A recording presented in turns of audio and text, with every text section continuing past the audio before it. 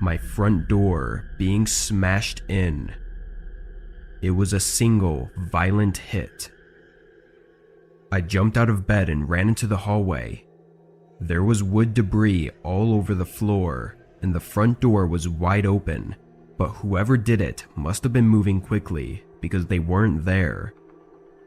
I heard some footsteps running through the living room, and at this point, I could tell there was more than one person. I tried to run back to my bedroom, but a man screamed at me to stop. I turned to face two large men, both wearing masks and hoodies. One was holding a baseball bat, and the other held some sort of metal ramming tool, which must have been used to bust open the door. This next part was chaotic, as they yelled commands at me and forced me to the ground. I didn't even try to fight back, because I knew it would only put me in more danger. One of them held me down, aggressively pressing my head on the floor, while the other went around the house and shoved stuff in his backpack.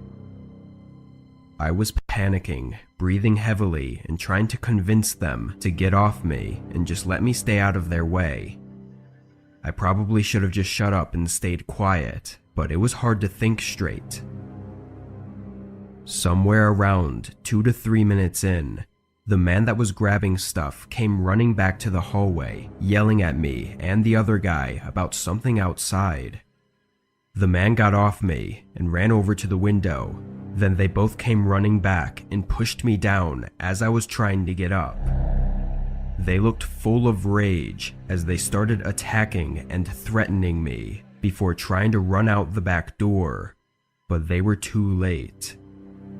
4 cops had surrounded the house, and seconds later they forced the men to give up. As it turns out, the men broke into my neighbor's townhome too. They weren't home at the time, but when they pulled in, they immediately called the cops, which was how they were able to help me.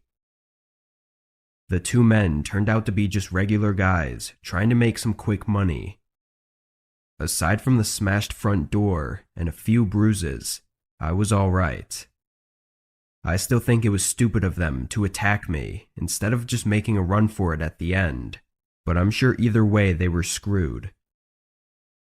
It was by far the most terrifying thing I'd ever been through, but I'm extremely lucky to have had it end up the way it did, with them in prison.